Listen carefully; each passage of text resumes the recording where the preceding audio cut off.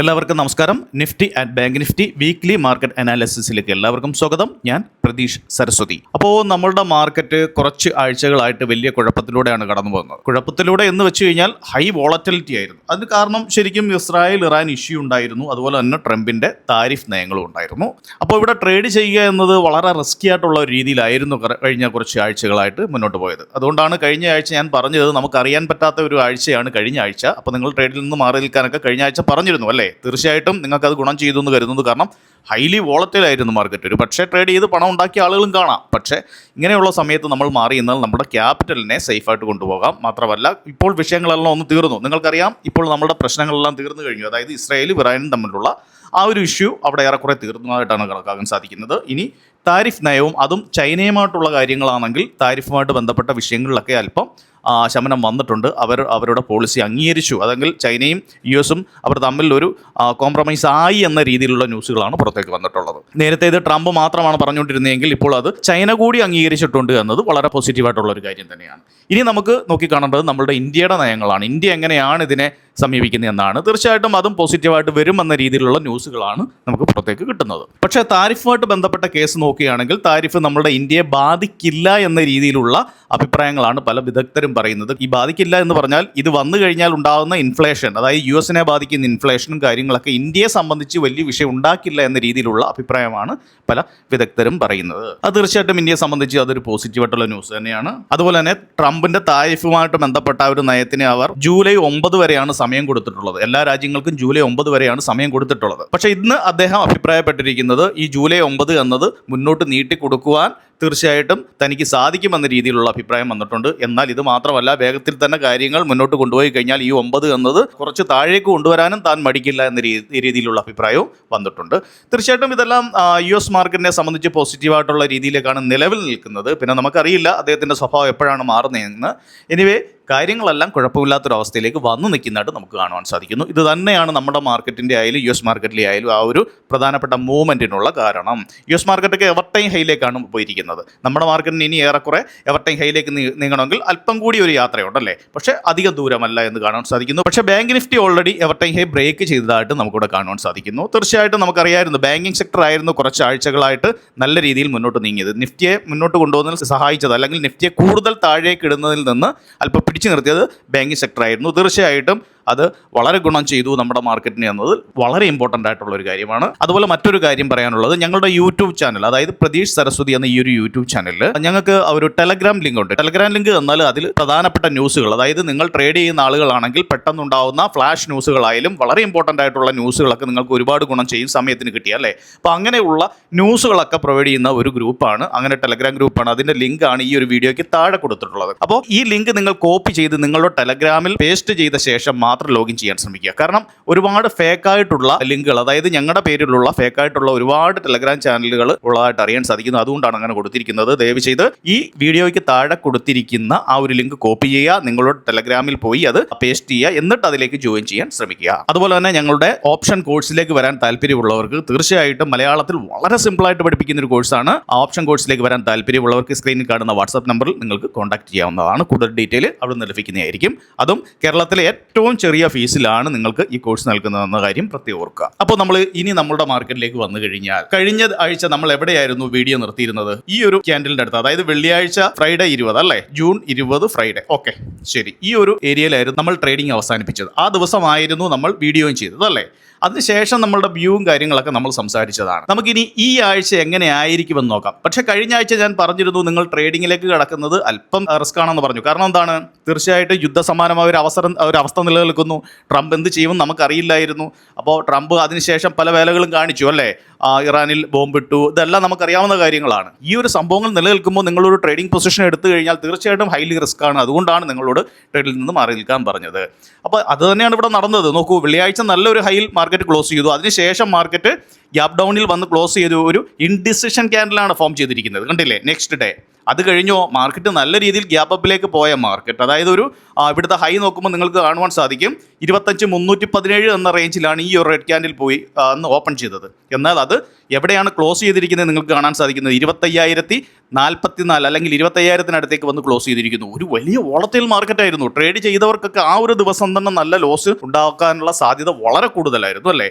അപ്പോൾ നമ്മൾ അവിടെ മാറി നിൽക്കുന്നത് കാരണം എന്ത് സംഭവിക്കുന്നു? തീർച്ചയായിട്ടും നമ്മളുടെ ക്യാപിറ്റലിനെ നമുക്ക് സേഫായിട്ട് കൊണ്ടുപോകാൻ സാധിക്കുന്നു. മുന്നോട്ടുള്ള ദിവസങ്ങളിൽ നമുക്ക് ട്രേഡിൽ എൻട്രി ചെയ്താലും മാർക്കറ്റ് ഇവിടെ തന്നെ ഉണ്ട്. നമ്മൾ വെറുതെ കൊണ്ട് ലോസ് ഉണ്ടാക്കാതിരിക്കുക. നിങ്ങൾ പ്രോഫിറ്റ് ഉണ്ടാക്കിയില്ലെങ്കിലും നമുക്ക് ലോസ് ഉണ്ടാക്കാതെ വളരെ ശ്രദ്ധയോടെ മുന്നോട്ട് പോകാൻ സാധിക്കും. ഇങ്ങനെയുള്ള ഇവന്റുകളും പ്രശ്നങ്ങളും നിലനിൽക്കുമ്പോൾ ഒന്ന് മാർക്കറ്റിൽ നിന്ന് മാറി നിൽക്കുന്നതും അത് നല്ലൊരു സ്ട്രാറ്റജി തന്നെയാണ്. അപ്പോൾ ഇതായിരുന്നു അവസ്ഥ. ഹൈലി വോളറ്റൈൽ ആയിരുന്നു. നോക്കൂ, അതിനുശേഷം മാർക്കറ്റ് 25,000 വരുന്നു. അതിനുശേഷം ഗ്യാപ്പ് അപ്പിൽ ഓപ്പൺ ചെയ്യുന്നു, മുകളിലേക്ക് കുതിക്കുന്നു. നമുക്കറിയാം, അപ്പോൾ എല്ലാ പ്രശ്നങ്ങളും അവസാനിച്ച ശേഷമാണ് എന്ത് മാർക്കറ്റ് നല്ല രീതിയിൽ മുകളിലേക്ക് നീങ്ങിയതല്ലേ. അപ്പോൾ തീർച്ചയായിട്ടും നമ്മുടെ പ്രൈസ് ആക്ഷൻ കറക്റ്റായിട്ട് വർക്ക് ആവുന്നത് നിങ്ങൾക്കിപ്പോൾ കാണുവാൻ സാധിക്കും. അതെങ്ങനെയാണെന്ന് നമ്മുടെ ചാനലിൽ ഇവിടെ വരയ്ക്കുമ്പോൾ നിങ്ങൾക്ക് ഇവിടെ കാണുവാൻ സാധിക്കും. കണ്ടില്ലേ? അതായത് നിലവിൽ നല്ല ഒരു മൂവ്മെൻറ്റിൽ മുകളിലേക്ക് പോയ മാർക്കറ്റാണ്. അതിനുശേഷം ഈ ഒരു യുദ്ധസമാനമായ വിഷയത്തിൽ താഴേക്ക് മാർക്കറ്റ് വീണു. പക്ഷേ നമ്മളുടെ പ്രധാനപ്പെട്ട ചാനലിൻ്റെ ഏരിയയിൽ നിന്നും സപ്പോർട്ട് എടുക്കുന്നു. ഈ ഒരു റേഞ്ച് കണ്ടില്ലേ? ഇവിടെ നിന്നും സപ്പോർട്ട് എടുത്ത് മാർക്കറ്റ് മുകളിലേക്ക് വരുന്നു. പക്ഷേ അതിനുശേഷവും ഹൈലി വോളറ്റൈലായിരുന്നു മാർക്കറ്റ് അല്ലേ. എങ്കിൽ തന്നെയും മാർക്കറ്റ് നല്ലൊരു മൊമെൻറ്റത്തിൽ മുകളിലേക്ക് പോകാനുള്ള ശ്രമമാണ് ഇപ്പോൾ നടത്തുന്നത്. കാരണം വിഷയങ്ങളെല്ലാം മാറി എന്നൊരു തോന്നൽ, അതുപോലെ തന്നെ FISന്റെ ബൈയിങ്, US$ലുള്ള ഒരു ചെറിയ ഇടിവ്, ഇതെല്ലാം തീർച്ചയായിട്ടും FISന്റെ ഒരു ബൈയിങ്ങിന് വളരെ ആക്കം കൂട്ടിയെന്ന് നമുക്ക് കാണുവാൻ സാധിക്കുന്നു. കണ്ടില്ലേ? ഇനി മാർക്കറ്റ് എവിടേക്കാണ് ഇത് നീങ്ങുന്നത്? വളരെ വ്യക്തമായിട്ട് നിങ്ങൾക്കത് മനസ്സിലാക്കാൻ സാധിക്കും. മാർക്കറ്റ് നീങ്ങുന്നത് നമ്മളുടെ ഈ ഒരു ചാനലിന് മുകളിലേക്കാണ്. ഈ ഒരു ചാനലിൻ്റെ മുകളിലേക്ക് എന്നാൽ ഒന്നുകൂടി കറക്റ്റായിട്ട് വരച്ചു കഴിഞ്ഞാൽ ഒരല്പം കൂടി വ്യത്യാസം. Yes, okay. നമ്മുടെ ഈ ഒരു ചാനലിൻ്റെ ഈ ഒരു ഏരിയ എന്നത് വളരെ പ്രധാനപ്പെട്ട ഒരു ഏരിയയാണ്. എന്തുകൊണ്ടാണ് അങ്ങനെ പറയുന്നത്? തീർച്ചയായിട്ടും നമ്മുടെ ചാർട്ടിനെ നന്നായി വാച്ച് ചെയ്യുന്നവർക്കറിയാം. നോക്കൂ, നേരത്തെ ഉണ്ടായിരുന്ന ഒരു നല്ലൊരു ഗ്യാപ്പ് ഫില്ലിംഗ് ഇവിടെ കിടപ്പുണ്ട്. നിങ്ങൾക്കിവിടെ കാണാൻ സാധിക്കും. നേരത്തെ ഉണ്ടായിരുന്ന വളരെ നാൾ മുന്നേ ഉള്ള ഒരു, അതായത് നമ്മൾ എവർടൈം ഹൈയിലൊക്കെ പോയി മാർക്കറ്റ് ഒരു കറക്റ്റ് ചെയ്ത് അതിനുശേഷം നല്ലൊരു ഗ്യാപ്പ് ഡൗൺ വന്നതിൻ്റെ ഒരു നിങ്ങൾക്കിവിടെ കാണാൻ സാധിക്കുന്നു എന്ന് കരുതുന്നു. നല്ലൊരു ഗ്യാപ്പ് ഫില്ലിംഗ് ഇവിടെ കിടപ്പുണ്ട്. കണ്ടില്ലേ? ഇന്നലെ മാർക്കറ്റ് എവിടെയാണ് റെസിസ്റ്റൻസ് എടുത്തിരിക്കുന്നത്? അതേ ഏരിയയുടെ താഴെയാണ് വന്നിരിക്കുന്നത്. ഇനി നമുക്ക് തീർച്ചയായിട്ടും ഈ ഒരു ഗ്യാപ്പ് ഫില്ലിംഗ് കംപ്ലീറ്റ് ചെയ്യാനുള്ള സാധ്യത വളരെ കൂടുതലാണ്. അത് പ്രത്യേകം ഓർക്കുക. അതെവിടെയായിരിക്കും നമുക്ക് നോക്കാം. ഇതിൻ്റെ ലോ എവിടെയാണ്? ഈ ഒരു ക്യാൻഡലിൻ്റെ ലോ. ഈ ഒരു ക്യാൻഡലിൻ്റെ ലോ എന്നത് നമുക്കറിയാം 25,740 അല്ലെങ്കിൽ 39. മനസ്സിലായില്ലേ? അതല്ലെങ്കിൽ ഈ ഒരു ക്യാൻഡലിൻ്റെ ലോ, ഏറ്റവും വലിയ ഈ ഒരു റെഡ് ക്യാൻഡലിൻ്റെ ലോ എവിടെയാണെന്ന് നമുക്ക് നോക്കാം. 25,790. നമുക്കൊരു 25,800 ഒന്ന് കൂട്ടാം. റൗണ്ട് ചെയ്ത് ഒരു 25,800 എന്നൊരു റേഞ്ചിന് നമുക്ക് വെക്കാം. കണ്ടില്ലേ? ഞാൻ ഇവിടെ ഒന്ന് ജസ്റ്റ് ഒന്ന് വരച്ചിരിക്കുകയാണ്. 25,800 എന്ന ഈ ഒരു റേഞ്ച്, 25,800 എന്നാണ് ഞാൻ പറഞ്ഞല്ലേ. 25,800. ഓക്കെ. അപ്പോൾ 25,800 എന്ന ഈ ഒരു റേഞ്ച് നിങ്ങൾക്ക് ശ്രദ്ധിക്കാം. കാരണം ഈ ഒരു ഗ്യാപ്പ് ഫില്ലിങ് കംപ്ലീറ്റ് ചെയ്യുന്ന സമയമാണത്. ഇത് മാത്രമാണോ? ഇത് വേറൊരു കാര്യം എന്നത് ഇത് തന്നെയാണ് ഏറെക്കുറെ നമ്മളുടെ ഈ ഒരു ചാനലിൻ്റെ മുകൾ ഭാഗം ഒന്നും നമുക്ക്, അല്ലെങ്കിൽ അതിൻ്റെ ഒരു റെസിസ്റ്റൻസ് ഒന്നും നമുക്കിവിടെ കാണുവാൻ സാധിക്കുന്നു. തീർച്ചയായിട്ടും നിങ്ങൾക്ക് ആ ഒരു റേഞ്ച് നോക്കാവുന്നതാണ്. അത് ബ്രേക്ക് ചെയ്താൽ, പ്രത്യേകിച്ച് പറയുകയാണെങ്കിൽ നമ്മളുടെ ഈ ഒരു ചാനൽ നല്ല മൊമെൻറ്റത്തിൽ തന്നെ വീണ്ടും ബ്രേക്ക് ചെയ്യുന്നു എന്ന് തോന്നിക്കഴിഞ്ഞാൽ പിന്നെ നമുക്ക് നമ്മുടെ ലക്ഷ്യം എന്നത് വേറെ ഒന്നും നോക്കാനില്ല. അത് നമ്മുടെ എവർടൈം ഹൈ തന്നെയാണെന്നാണ് ഞാൻ വിശ്വസിക്കുന്നത്. എവർടൈം ഹൈയെ ലക്ഷ്യമാക്കി മാർക്കറ്റ് മുന്നോട്ട് പോകുമ്പോൾ ചെറിയ ചെറിയ തടസ്സങ്ങൾ തീർച്ചയായിട്ടുമുണ്ട്. അതെവിടെയാണ്?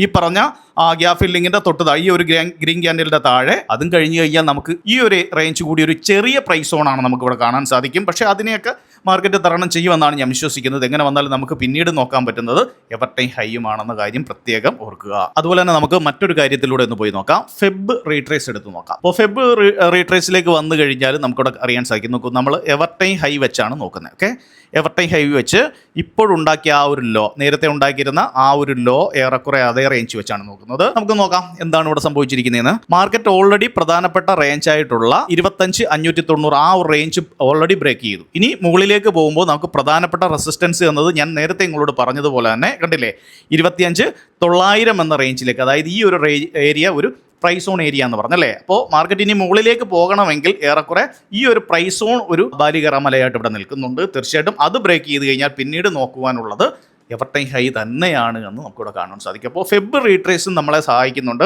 അത് പറയുന്നത് ഈ ഒരു പ്രൈസ് സോൺ ഒരു പ്രധാന റേഞ്ച് ആണെന്ന് പറയുകയും ചെയ്യുന്നുണ്ട്. തീർച്ചയായിട്ടും നിങ്ങൾക്കത് വാച്ച് ചെയ്യാവുന്നതാണ്. നമുക്കത് വീക്ക്ലി രീതിയിലേക്ക് നമ്മുടെ നിഫ്റ്റിയെ കൊണ്ടുപോയാലും നോക്കൂ, വളരെ മനോഹരമായിട്ടുള്ളൊരു ബുൾ മൊമെൻറ്റത്തിൽ നിൽക്കുന്ന ക്യാൻഡിലാണ് വന്നിരിക്കുന്നത്. അപ്പോൾ എങ്ങനെ വന്നാലും നമ്മുടെ എവർടൈം ഹൈയെ വളരെ ഈസി ആയിട്ട് കവർ ചെയ്യും എന്ന രീതിയിൽ തന്നെയാണ് നിൽക്കുന്ന ഒരു ക്യാൻഡിലാണെന്ന് കാണുവാൻ സാധിക്കും. പലപ്പോഴും നമ്മൾ സംസാരിക്കുന്നതാണ് ഈ എവർടൈം ഹൈ എന്ന്. എന്താണ് ഈ എവർടൈം ഹൈ? ശരിക്കും ഇതിനെ നമ്മൾ തത്വത്തിൽ പറയുന്നു എന്ന് മാത്രം. അല്ലാതെ ശരിക്കും ഇത് മാർക്കറ്റ് ഒരു വലിയ രീതിയിൽ അതിനെ ബഹുമാനിച്ച് നിൽക്കണമെന്ന് സംഭവമൊന്നുമില്ല. എന്ന് വെച്ചാൽ ഇവിടെ നിന്ന് മാർക്കറ്റ് തീർച്ചയായിട്ടും വലിയ കറക്ഷൻ താഴേക്ക് വരും എന്നൊരു പ്രതീക്ഷ ഒരിക്കലും വെക്കരുത്. കാരണം ഒരു പക്ഷേ മാർക്കറ്റ് ഇനി മുന്നോട്ട് നീങ്ങി ഇവിടേക്ക് എത്തിക്കഴിഞ്ഞു കഴിഞ്ഞാൽ അതിനെ നമ്മൾ പറയുന്നത്, ഈ ഒരു റേഞ്ചിനെ പറയുന്നത് പിന്നെ അതിൻ്റെ എവർ ടൈം ഹൈ എന്നാണ്. നമ്മൾ ജസ്റ്റ് പറയുന്നു എന്ന് മാത്രമാണ്.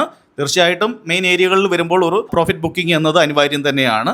എങ്കിലും അത് നടക്കണമെന്ന് നിർബന്ധവുമില്ല. നേരത്തെ നമുക്കറിയാവുന്നതാണ്. നോക്കൂ, മാർക്കറ്റ് മുകളിലേക്ക് പോകുന്നു. ഈ ഒരു റേഞ്ചൊക്കെ ഒരു സമയത്ത് എവർ ടൈം ഹൈ ആയിരുന്നു അല്ലേ? അതിനുശേഷം വളരെ ഈസി ആയിട്ട് മുകളിലോട്ട് കയറി പോകുന്നു. വീണ്ടും ഈ റേഞ്ച് എവർ ടൈം ഹൈ ആയി. അവിടെ വലിയ സംഭവം നടന്നോ? ചെറിയൊരു പ്രോഫിറ്റ് ബുക്കിംഗ്.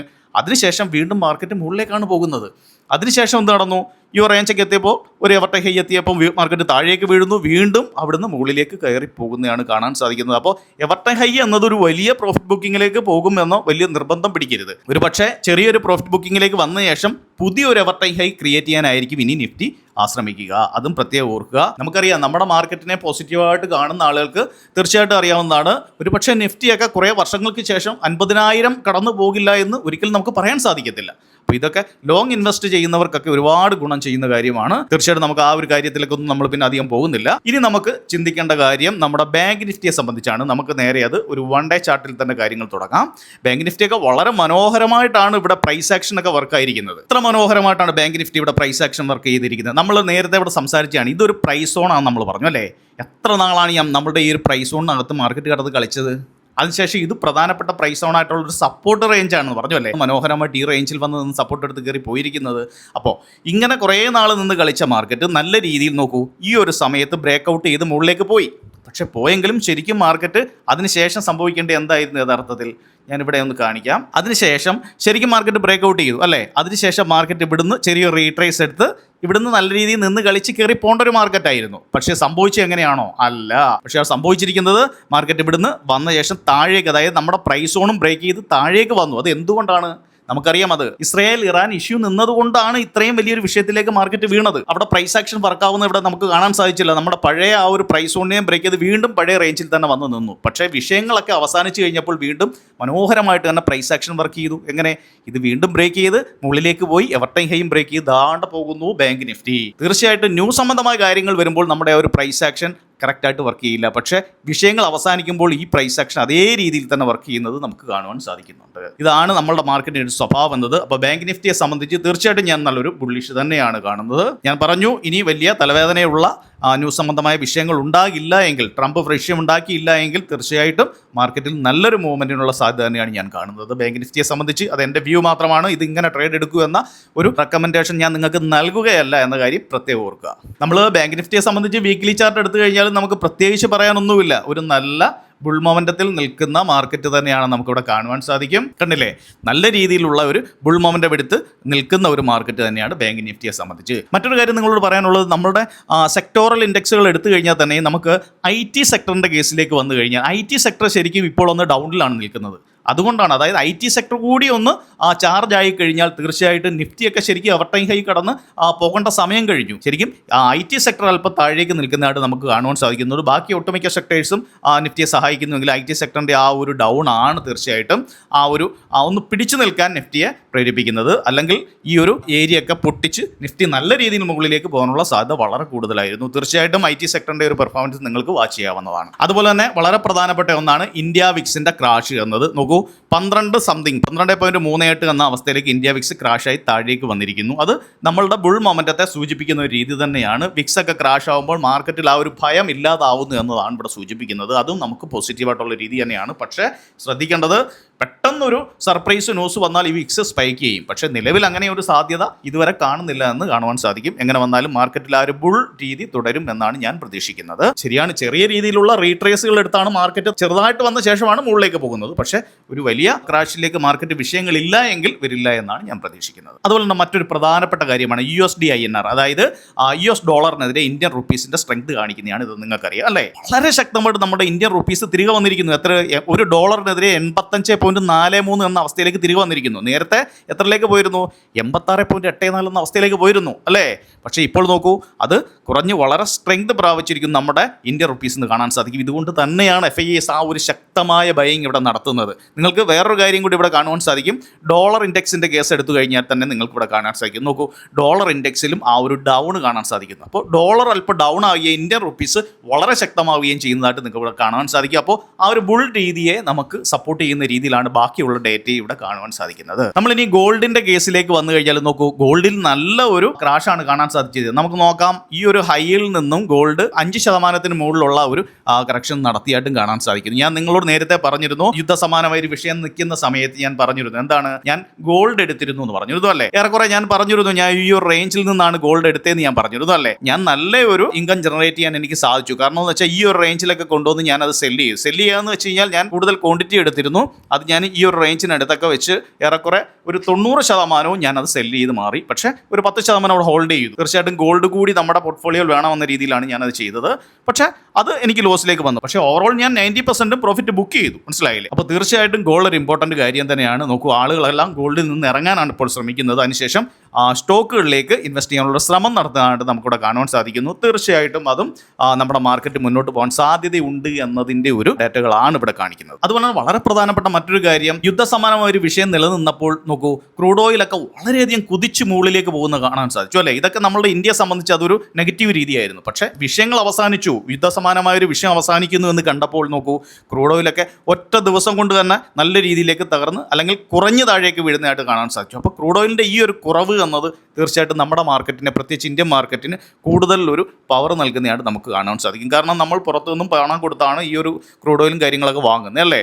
അപ്പോൾ അങ്ങനത്തെ ഒരു അവസ്ഥയിൽ തീർച്ചയായിട്ടും നമുക്കിത് പോസിറ്റീവാണ്, പൈസ കുറയുന്നു ക്രൂഡ് ഓയിലിൻ്റെ എന്നത്. ഇനി നമുക്ക് നേരെ നമ്മുടെ OA ബിൽഡപ്പിലേക്ക് വരാം. OA ബിൽഡപ്പിലേക്ക് വരുമ്പോൾ എന്താണ് ഇവിടെ കാണാൻ സാധിക്കുന്നത്? ഇവിടെ PCR 1 ആണെന്ന് കാണാൻ സാധിക്കുന്നു. അറ്റ് ദ മണി 1.2 ആണ്. നല്ലൊരു ബുള്ളിഷിലേക്ക് മാർക്കറ്റ് നീങ്ങുന്നതായിട്ട് കാണാൻ സാധിക്കുന്നു. സാധാരണയായിട്ട് വെള്ളിയാഴ്ച മാർക്കറ്റ് ക്ലോസ് ചെയ്യുമ്പോൾ നമുക്ക് നോക്കാം, ഓവർനൈറ്റ് പൊസിഷൻ കീപ്പ് ചെയ്യാൻ പലരും ഇഷ്ടപ്പെടുന്നില്ല അല്ലേ? അപ്പോൾ ആ ഒരു സമയത്ത് നല്ലൊരു അൺവൈൻഡിങ് ഉണ്ടാവും. പക്ഷേ നോക്കൂ, വെള്ളിയാഴ്ച എന്താണ് സംഭവിച്ചിരിക്കുന്നത്? നല്ല രീതിയിൽ കോൾ സെല്ലേഴ്സ് ആണ് ഇവിടെ അൺവൈൻഡിങ് ആയിരിക്കുന്നത്. പുട്ട് സെല്ലേഴ്സിൽ അത്ര വലിയൊരു അൺവൈൻഡിങ് ഇവിടെ കാണുവാൻ സാധിക്കുന്നില്ല. അതായത് മാർക്കറ്റ് താഴേക്ക് വരും എന്നൊരു ഭയം ആളുകൾ കുറയുന്നു, മാർക്കറ്റ് മുകളിലേക്ക് പോകും എന്നൊരു രീതിയാണ് ഇവിടെ കാണിക്കുന്നത്. അത് നിങ്ങൾക്ക് കുറച്ചുകൂടി മനസ്സിലാവണമെങ്കിൽ നോക്കൂ, അവസാന ഒരു 15 മിനിറ്റിൻ്റെ ഡേറ്റ നമുക്ക് എടുക്കാം. നല്ല രീതിയിൽ ഇവിടെ കോൾ സെല്ലേഴ്സ് തന്നെയാണ് അൺവൈൻഡിങ് നടത്തിയിരിക്കുന്നതെന്ന് നമുക്കിവിടെ കാണുവാൻ സാധിക്കുന്നു അല്ലേ? അപ്പോൾ നമുക്ക് ഓവറോൾ ഡേറ്റ എടുത്തു കഴിഞ്ഞാൽ തന്നെ നമുക്കറിയാം 25,600 25,500 മികച്ച ഒരു സപ്പോർട്ടായിട്ട് മാറാൻ ശ്രമിക്കുന്നതായിട്ട് നമുക്ക് കാണുവാൻ സാധിക്കും. പക്ഷേ മുകളിലേക്ക് പോവുകയാണെങ്കിൽ 25,900 26,000 റേഞ്ചുകൾ മാത്രമാണ് നിൽക്കുന്നതെന്ന് നമുക്ക് കാണുവാൻ സാധിക്കുന്നുണ്ട്. തീർച്ചയായിട്ടും കൂടുതൽ മാറ്റങ്ങൾ മുന്നോട്ടുള്ള ദിവസങ്ങളിൽ ഈ ഡേറ്റയിൽ വരാനുള്ള സാധ്യത വളരെ കൂടുതലാണ്. ഇനി നമുക്ക് FIS എന്താണ് മാർക്കറ്റ് ചെയ്തേക്കുന്നത് നോക്കാം. നമുക്ക് ആദ്യം ക്യാഷ് മാർക്കറ്റിലേക്ക് വരാം. നോക്കൂ, ക്യാഷ് മാർക്കറ്റിലേക്ക് വന്നു കഴിഞ്ഞാൽ FIS അതിശക്തമായിട്ടുള്ള തിരിച്ചുവരവാണ് ഇവിടെ നടത്തിയിരിക്കുന്നത്. എങ്ങനെയാണ്? 12,000 കോടിക്കാണ് വ്യാഴാഴ്ച തന്നെ മാർക്കറ്റിൽ, അല്ലെങ്കിൽ നമ്മുടെ കഴിഞ്ഞ എക്സ്പയറി തന്നെ ഇവിടെ വാങ്ങുവാൻ ശ്രമിച്ചിട്ടുള്ളതെന്ന് കാണാൻ സാധിക്കുന്നു. അതിൽ വലിയ ബ്ലോക്ക് ഡീലൊന്നുമില്ല, ചെറിയ രീതിയിൽ മാത്രമേ ഉള്ളായിരുന്നു. അവരിവിടെ വാങ്ങാൻ തന്നെയാണ് ശ്രമിച്ചതെന്ന് കാണാൻ സാധിക്കും.